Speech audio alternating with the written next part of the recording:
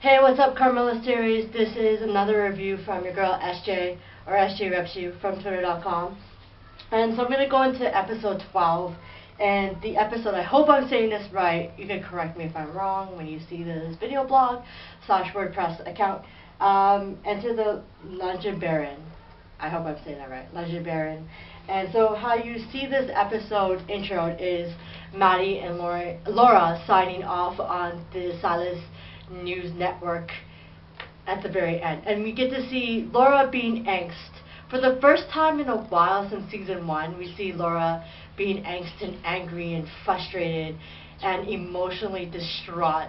And I think that's the writer's ideas, but I don't know what they're thinking there. But yeah, so we get to see Laura signing off with Maddie and her angst and frustration and all her emotions of having this vampiric PR person trying to run how the campus and the Silas University network should go. And she gets a little frustrated. But enough about that. We get to see how most of the time her screen time is pretty much her just being angst and angry and frustrated.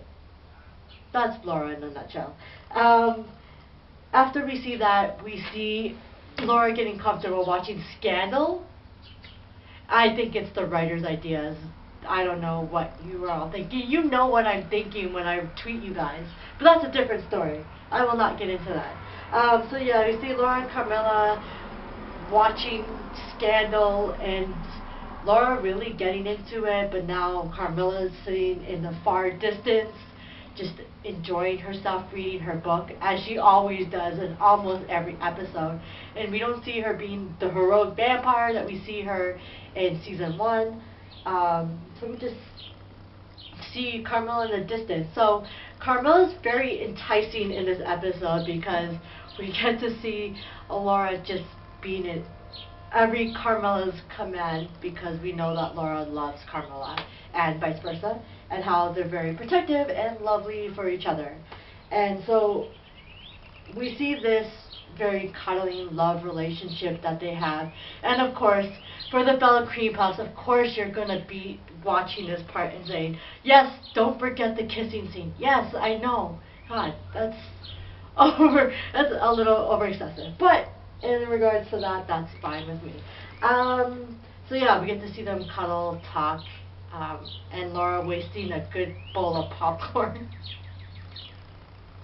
Yeah, Laura, give me your popcorn. But that's another thing that I feel like should have been wasted. But I would have taken her popcorn at any point. I love popcorn.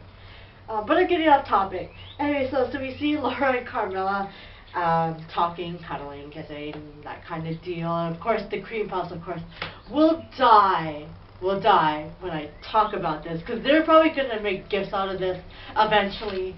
I'll be talking about this whole thing. Just in my mouth and whatnot. Possibly. I don't know. Anyways, so we get to see them very relationship-esque in terms of how they really, really care for each other. And does that sound over repetitive, but I had to say it because I know that's going to be brought up, and I can't go without talking about it regardless.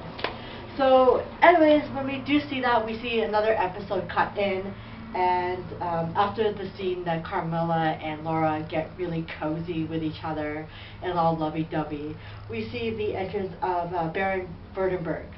I hope I'm saying that right. Apologies to the writers and producers. If I'm saying that wrong, you can eventually correct me and leave me a tweet somewhere. But yeah, we see him and Laura and now Baron Verdenberg are having this conversation with each other, and you know, he's a very nice guy, and Laura wants to know so much information that the students of Silas University was trying to find out that we didn't know about in season 1, but now we know more in season 2, and how she wants to know what they knew. And he's trying to protect her and saying, no, don't do this, don't do that, because you don't want to get yourself killed. Maybe, Laura, that might be a smarter part on his part. And even though you're trying to meddle and get yourself into more trouble, yeah, I think you might want to avoid that just a slight bit more. But that's for future preferences in future episodes. But of course, Laura wants to know everything, because she does, and she's a video blogger for the series, and she wants to just know way too much than she can handle. But that's just Laura. Anyways, at the very end of this episode, we see a freak out, and we're kind of wondering what Perry is freaking out about after this whole Carmilla, Laura, Vordenberg conversation that takes up this whole episode. And we find out, guess what? Will isn't dead. Sort of. Will is actually alive. And apparently, Perry and LaFontaine dragged the body back to where the dean used to live and pretty much resurrected Will. She gets really creeped out. And he's naked. Yeah. Smart idea, writers. Yeah, let's resurrect Will. But what you don't know, it's a prelude to episode 12. And I will discuss that a little more.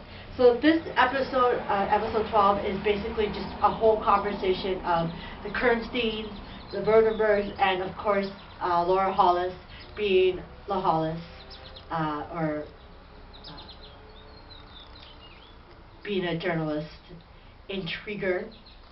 And we see a lot of conversation. So we see a lot of interest. We see a lot of freak out. We see Will come back. Yeah, that was just very odd when I saw it. I was like, oh, Will's back. Oh wait, that isn't Will. That's somebody else. But it's Will, kind of, right? And so after the discussion, we see the relationship that, this gentleman, Vordenberg, has with Carmilla Kernstein and the Kernstein family. And there's a very odd, perplexed look in terms, I should say, of how, their family history goes back. And she's all looking as she's speaking to Laura, because I feel like she doesn't want Laura to know everything. She kind of wants her to be a little bit in the dark still, just like in season 1. And we see a lot of perplexities. And it gets more perplexed because we don't understand the history between the Kernsteins and the Vordenberg family. I hope somewhere in future episodes, closer to 35, we'll know what the real deep down secret between the Kernstein family has with the Vordenberg family. And that's something, if you're watching this, writer, that is something I would like to know. Okay, maybe not all the creepos want to know this, but I would like to know this. Write me a tweet. Please, I'm right here. Do so, because I'm very interested and I'm a very intrigued individual and fandom personality. But yep, I love this episode so far because we see how relationships work with two vampires, an older one and a mid-older 4th century one, and how their relationship is gonna perplex between Carmilla and Laura for future purposes, and how Laura might not be in the best situation she got herself into when she, like I said in the past, got a relationship with Carmilla. It's going to be a hot mess, if I want to spell it right. It's going to be a really hot mess. And unfortunately, this is the way it's going to go. And it's a very smart part. Jordan Hall, I'm looking at you. Yeah, this is a very smart part on you guys. And I enjoy the series so far because you're making it not so easy for us cream puffs to love everything that's happening for this series. But for now, I find this episode pretty amusing, perplex, and complexity of how you're gonna tell the story future-wise. So for now, that is episode 12, and I enjoy it from your girl SJ /SJ Reps You. We'll see you more on the World Wide Web. Peace and my love.